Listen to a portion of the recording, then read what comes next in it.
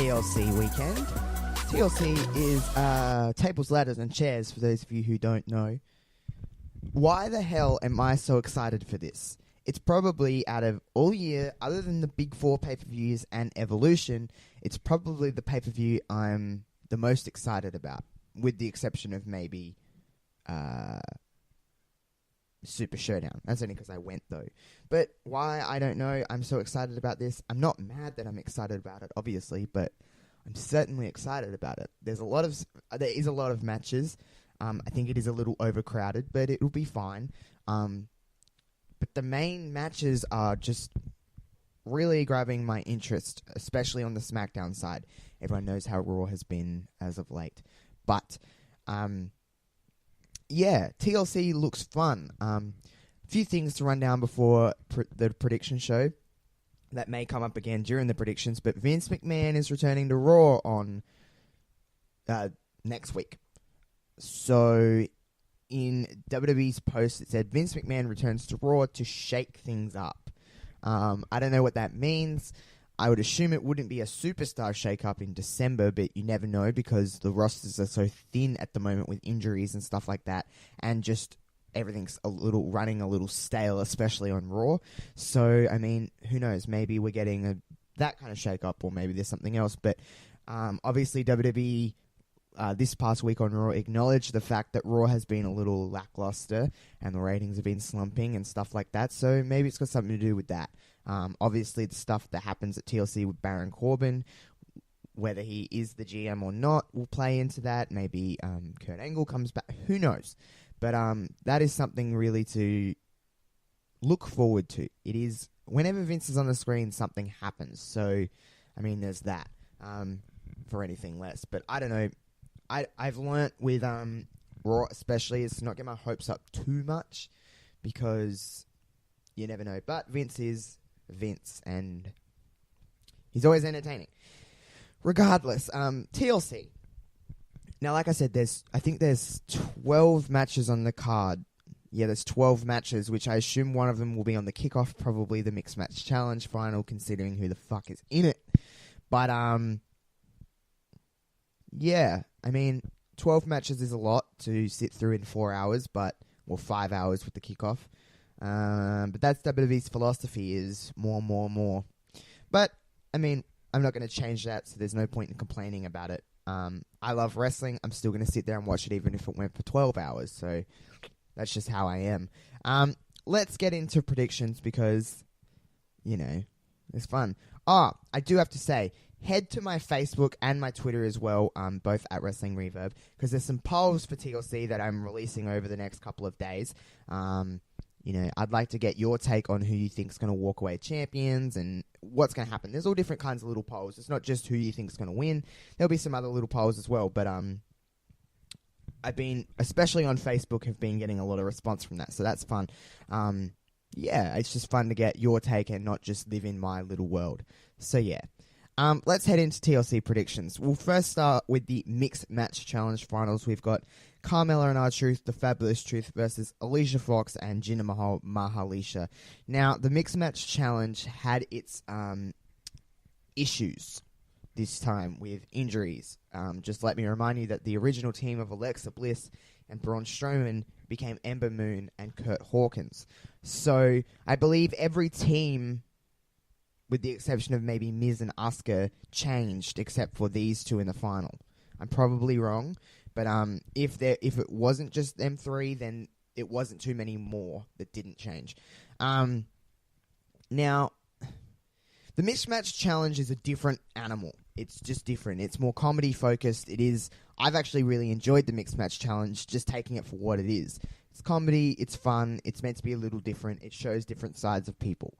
That's not my issue at all. I love that kind of stuff. I love, you know, the stuff that Fabulous Truth have been doing, although I do believe it's running a little dry. It is running a little long. I just think they haven't done enough to evolve it. It's just dance breaks, and, I mean, it's getting a little old, but whatever. And I don't care what anyone says. I'm a fan of Alicia Fox. I think she's an underrated gem of WWE.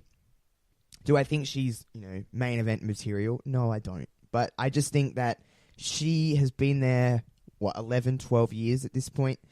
And she's just fun to watch. I don't know. A lot of people don't like her. I can see why people don't like her, but I do.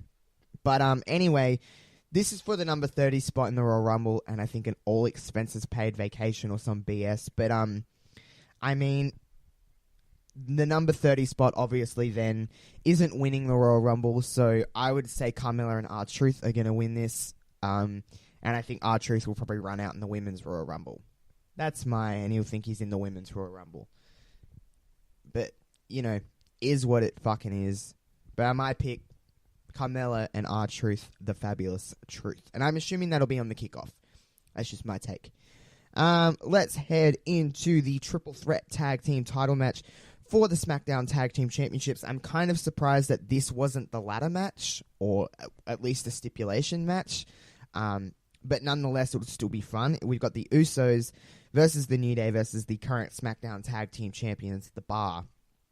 For this one, I believe that you see, I really want to say the Usos, but I'm leaning more towards The Bar. I think The Bar will retain. I think this will be a fun match. I think this will probably kick off the show. And, those three teams are just fun. They're just fun. Fun to watch. Yeah. It's just, the tag team division on SmackDown is obviously a lot better than Raw. I mean, Raw don't even have a tag team title match on the card. They've been dealing with peeing and stuff like that. So, SmackDown's tag team division has a lot more depth to it than Raw's. I mean, that's really no surprise at this point, but I think The Bar will retain in probably a really fun match. Next, we have Elias and Bobby Lashley in a ladder match, but the object of this one is there will be a guitar hanging up high, and the first one to grab it can use it on their opponents legally. Now, ladder matches are fun. These kind of ladder matches just don't really do it for me. But it's like, if you remember in like 2011 or 2012, we had Triple H and Kevin Nash in a sledgehammer ladder match. We know how that went. Obviously, Elias and Bobby Lashley are a little bit more agile than a Kevin Nash or a Triple H in that time. But, I mean, it'll be fine. Leo Rush will get involved. I'm thinking Bobby Lashley will take this one home. I think they have more plans for Bobby. Although, I mean, Elias is really hot at the moment. I'd still go Bobby Lashley. And hey, the big man's ass. You get to see the big man's ass. You can just tell when he's doing that he's not real thrilled. But I mean, I enjoy it. I find it entertaining. I try to take anything I can from Raw. And if that's going to entertain me, I'm just going to leave it at that. I mean, I'll take anything from Raw at this stage. But Bobby Lashley is my pick, I think. Anyway. Next, we have Drew McIntyre versus Finn Balor. Now, this one isn't a stipulation bout, but also it seems as if Finn Balor is not going to be cleared to compete. He's got some kind of unknown illness. So my guess would be that if Finn doesn't compete, I believe it'll probably be Dolph. It just makes the most sense. Regardless of Finn or Dolph being in the match, Drew McIntyre is taking this one home. He is the project of Raw. He is what they want to make the biggest star, and he's well on his way. He's very, very, very good. And that Claymore kick is, my fucking god, that Claymore kick is real fucking brutal. I absolutely love that move. But Drew is taking this one home. Regardless of whether he fights Finn or Dolph, it'll be a good match. Finn and Dolph don't really have bad matches, and Drew McIntyre certainly does not have bad matches. So Drew takes this one home. Next, we have Buddy Murphy versus Cedric Alexander for the Cruiserweight Championship. A rematch from WWE Super Showdown, which I think was one of the best matches that WWE put on all the year. Buddy Murphy is just incredible. One of the best talents to come out of Australia in the WWE, I think. And Cedric Alexander is great. I expect a killer match. These two will have a lot of fun in there. I do think Buddy Murphy retains the championship. I think he is the superstar of 205 Live in terms of just overall. I think there's a lot of great workers on 205 Live. Side note, I love how they're starting to slowly put a little bit more spotlight on those guys, because ever since Super Showdown, I have been a little more invested in 205 Live. I'll be a little more open to watching it. I didn't watch it before Super Showdown. I've watched a couple of episodes since Super Showdown. Well, more than a couple. And it's actually a really good show. It is really fun. I'll be more likely to watch clips on YouTube and just little bits, and actually keep up with the product. Their match at Survivor Series, Buddy Murphy and Mustafa Ali, I think, with the exception of maybe Charlotte and Ronda, I think it stole the show. I think it was absolutely incredible. Those guys just know what they're doing in the ring, and I love how they've been integrating them on SmackDown and Raw. Mustafa fought Daniel Bryan this week, good showing. Leo Rush, obviously with Bobby Lashley, he fought Elias this week. I just think it's good. Slowly but surely they're investing more time into the product and allowing the guys to kind of float around Raw and SmackDown, which I think is perfect. It gets more eyes onto 205 Live. It gets more eyes on those guys. It gets them to showcase their talent. But back to the match, I think this match will be really, really good. But I think Buddy goes home with this one, retains the championship. I think he is in for a lengthy reign. Coming up next, we have Natalya and Ruby Riott in a tables match. Now, this rivalry has had its fair share of chatter, if you will. This rivalry has been going on for a little while now. So the Riott Squad and Ruby in particular have been disrespecting Natalya in the sense of her late father, Jim the Anvil Neidhart. She has been, she broke Jim's sunglasses that Nattie had. She made a table with Jim's face on it, or Jim's likeness. Now, a lot of people are not impressed with this storyline. It has its fair share of hate. Okay, so this is my take on Ruby and Nattie, and using the late Jim Neidhart's death to enhance the story. It's pro wrestling. It is a fictional show. It is... Okay, so people always clamour that they want edginess, they want the Attitude Era, and this is something that would take place in the Attitude Era, in my opinion. This is something that would... it is edgier content, it tugs on people's heartstrings. If anything, it makes us want to see Natalya kick Ruby's ass more. And Nattie came out in an interview and said this past week, she is fine with this storyline. She said it's therapeutic, and if Natalya, the daughter of Jim the Anvil Neidhart, is fine with it, then everybody else should shut the fuck up and be fine with it. That is my opinion. I'm fine with it. I think it's... Yes, there is some things that I'm like, okay, there's probably other ways to generate heat, but at the same time, this is real life. They're using the real life element. I just feel that it's pro wrestling, and as pro wrestling fans, we should expect this kind of stuff anyway, regardless of your thoughts on it. But my thought on it is just, I'm okay with it if Natalya is okay with it. And if Natalya is okay with it, I'm on for the ride. And I think Ruby is an evil heel, and if anything, I am happily going to watch Natalya put Ruby through a table. I think Nattie wins this one. There's no other way to go about this one. Nattie puts Ruby through a table. She overcomes the numbers of the Riott Squad. And on another note of that, I'll be watching TLC with people that don't generally watch wrestling. They know what it is. I wouldn't even say they're casual fans. They're people that want to be fans, but they're not people that watch wrestling all the time. I'm going to have to do a lot of explaining during TLC of who people are, what is going on. This story is one that I know for a fact that they're going to have their opinion on, because they might see it as, this is a TV show. I've explained to them what pro wrestling is. They know what it is to a certain degree. But I have to explain that they're using an actual real life story in their storylines. And I know it's going to generate some conversation.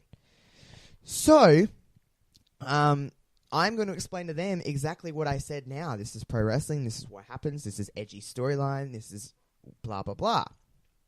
And I know that casual fans generally are going to generate more towards baby faces because they just expect the good guy to come on top. So, if anything, they're going to go for Natalya even more because they think Ruby Riott is a piece of crap.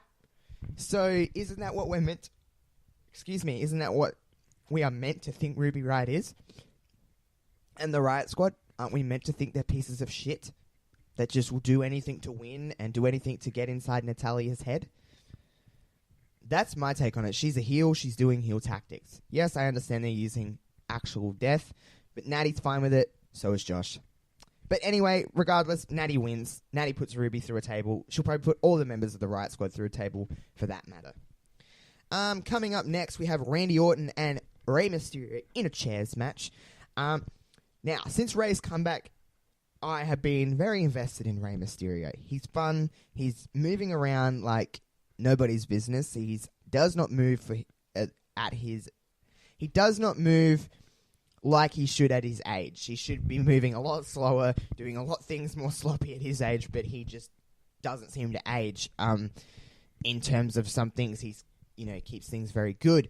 And Randy is on an absolute rampage of taking away everyone we love. Jeff and now Rey. Now, these two have tremendous chemistry. Rey said in an interview a while back, I think it was more than a year ago now that I watched this, but he said when he comes back, he wants to work with Randy.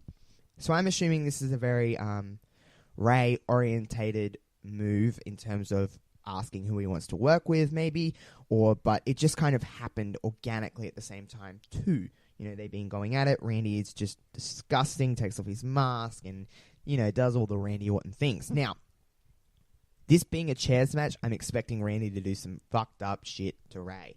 I really am. And I can't wait. Like I said, watching it with people who don't watch it, I hope Randy does something gross. But we never know. Who do I think wins? I honestly think Rey wins this one with a roll-up or with something like that. And Randy's going to kill him after the match. But I think Rey Mysterio takes this one home. And I'm expecting a really, really decent match from these two because I know they can do it and I know they will do it.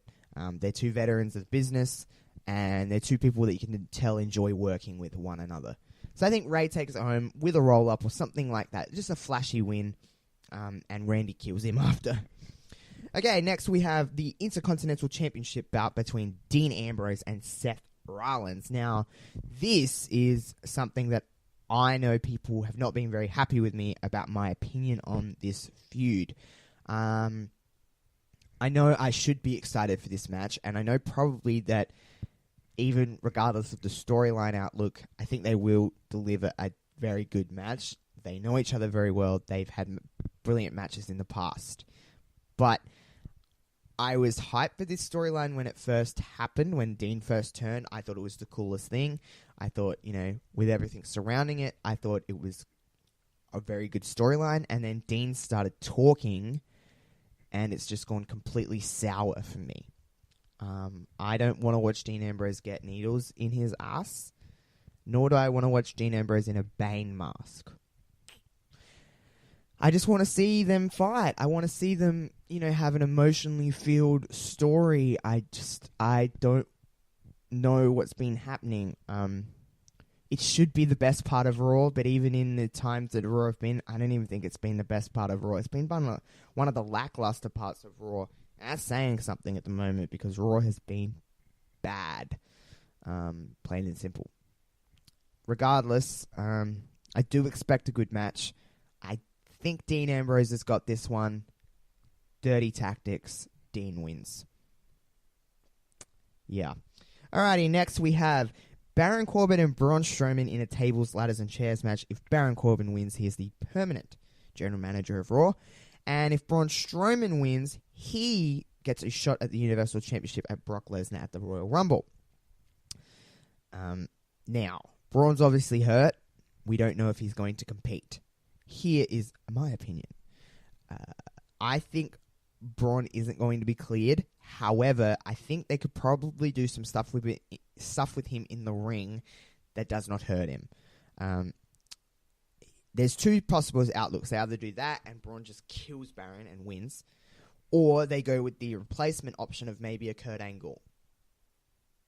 Maybe Kurt takes Braun's place and Kurt wins. There is also the option of maybe Baron wins, which I don't want because Baron is just... it's just that heel authority figure that we don't need right now. It's been done to death. The only person that can see in that role is Stephanie, and she's there sparingly, which is a good thing. You need it sometimes, but not every single week. It just gets very boring very fast. But I do think whoever is on the opposite side of Baron wins. I don't think Baron stays GM. I also honestly don't want to see Braun fight Brock again, because if Braun loses again, I don't know, it kind of ruins him. I thought the stuff at the Crown Jewel shit with him, I thought that was his time, finally. But it's just too late. It's just so late. It's just run to the ground. All of his stuff has gotten stale. He has gotten stale. But nonetheless, I do think whoever is on the opposite side of Baron wins, whether it's Braun, Kurt, someone else, or something else happens. But with Vince coming back in that, I would assume that he's going to announce a new GM. So I think Baron loses. That's what I'm trying to say. I'm not really expecting that much from that match, but it is what it is. I really hope it doesn't go on last because I don't think it deserves it. Next, we have the Raw Women's Championship match. Ronda Rousey defending against Nia Jax. Now, this match, we've seen it at Money in the Bank. They had a really, really good match. One of Nia and Ronda's better matches. However, this one's a little different. It's a little more personal driven. And coming off of Nia hitting Becky in the face, she had just unthinkable heat, just pure hatred. However, I think that soured a lot. It's just kind of fizzled out. She's getting the same reaction she was pre-hitting Becky in the face, and I don't know. The stuff with Charlotte and Ronda, I don't think it hurt Ronda. She's still very much liked and very over, but I don't know. There's something for me that's something's missing with Ronda Rousey, and I can't quite put my finger on it, but something's missing. There's just something. I look at her and I'm like, what is missing? I don't know. She's like 90% what we want and 90% what we need as a champion, but there's something missing, and I just can't seem to figure out what it is. Ronda is really good, and she's a natural, and Nia is limited, and she is physically dominating. I've said it in the past, I do think Nia Jax is a little unsafe in the ring, but that's coming from a person that doesn't know what they're doing in the ring. So that's just from a fan's point of view. But Ronda and Nia, I think it will be fine. I don't see Nia Jax winning this one. Ronda's going to overcome the odds with Tamina there. I think Ember Moon maybe gets involved, and I honestly think that at the Royal Rumble, Ronda defends against Ember Moon as a little coming out party for Ember Moon, and to show that Ronda can fight people that are different in the ring, because Ember's very different in the ring. So I do think that we get Rousey and Ember. I don't think anyone turns on one another. I just think it's a natural, organic kind of thing. But that's my opinion. I probably am very wrong, but it's a bit of a bold prediction. But I do expect Ronda to retain and then fight Ember at the Royal Rumble. Speaking of the Rumble, it is probably on par or maybe just a little bit more. I like it more than WrestleMania. I just love Royal Rumble matches. We get two, obviously, with the women and the men. There's always surprises. There's always fun. There's always it's just a fun atmosphere to watch the Royal Rumble, whether you're with 5 people or you're on your own. It is so fun. I don't really know what's going to happen at the Royal Rumble, but it'll be a fun time, and it's still 7 weeks until the Royal Rumble, 6 weeks or something like that. But once we get to the Rumble, that's when we can start gearing up towards Mania, and it's just that fun time. And it's my first Mania season as a podcaster, so I'm looking forward to that. I'm pumping out a lot of content because I love WrestleMania, as a lot of people do. So, last two matches that I'm going to run down. Of course, the WWE Championship match, AJ Styles against the new Daniel Bryan, the WWE Champion. Bryan has been incredible in this heel run, calling us fickle because that's what we are. We are fickle sheep. We follow the pack. We attach onto new things like crazy and throw them out faster than we found them. AJ is fun. This is so fun to watch because now Bryan is a heel. They're going to go out and have a killer match.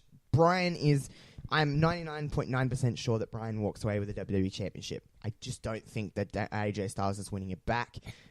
Expecting a fun match. Honestly, kind of surprised it's not a stipulation match, but honestly, they don't need it. They're just going to kill it, have so much fun, and just tear it up. Daniel Bryan wins, though. That's the end of that for me. And finally, we have the triple threat first ever women's TLC match. Becky Lynch defends against Asuka and Charlotte Flair. 100,000.5678%. This needs to go on last. There's nothing hotter than this. This is the main event of TLC. They're going to steal the show, I think. Becky is the man. We got the Queen. We got the Empress. Now, here is my unpopular opinion on this match. And it hurts me to say this because I don't want to say this, but Becky Lynch is not walking away TLC with the SmackDown Women's Championship. I believe Asuka is going to win this one because here is my take. Now, just hear me out, okay? Becky is my favorite, nonetheless. There's no one close to her for me. She's the man. She's the best. She is the face of this company at the moment. I love Charlotte Flair. I think she is probably the best women's wrestler maybe of all time in the WWE in terms of just pure entertainment level. She is a sports entertainer. Asuka is incredibly just fierce and dominant.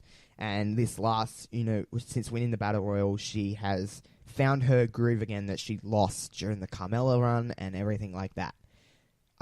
They're three very, very hot women in terms of momentum. They all have it. They all could win, and it wouldn't feel odd.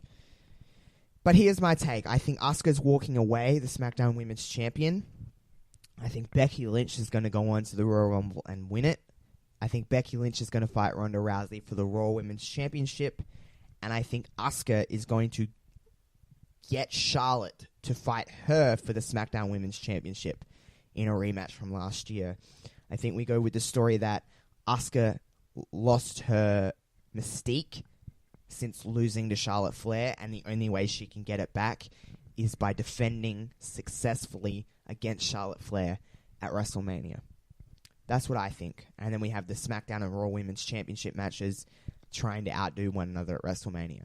I think Becky and Ronda is the main event, but I think Charlotte and Asuka could probably outdo them in terms of wrestling ability, because we know what the kind of matches they had at WrestleMania, and even the one on SmackDown this week was killer. That is my take on it. I could be very wrong. Obviously, we could easily go triple threat, Charlotte, Ronda, Becky. I just think it's going to be Charlotte, Asuka again. I just think that's the way to go. But Asuka walks away with the SmackDown Women's Championship. I'm expecting an absolutely incredible TLC match. The girls, when they're put in these pressure situations, when they are the biggest thing in wrestling at the moment, I just think they rise to the occasion and they over-deliver every single time. Coming off, Evolution, where they over-delivered on that pay-per-view as well, and it was incredible. And then Survivor Series, Charlotte and Ronda just killing it. I just think they are the main event. And regardless of who wins, it's going to be an incredible match. But that's my take on TLC. Fun show. I'm expecting a really good show. Cap off the year in style. Last pay-per-view of 2018 as we head towards 2019. But I am Josh. This is Wrestling Reverb. I will catch you guys next time. This is not the last time you'll hear from me this year. I'm going to run down the year. What are my plans for 2019? I'm going to tell you. I'm going to let you in next time on Wrestling Reverb. I will catch you guys. Peace.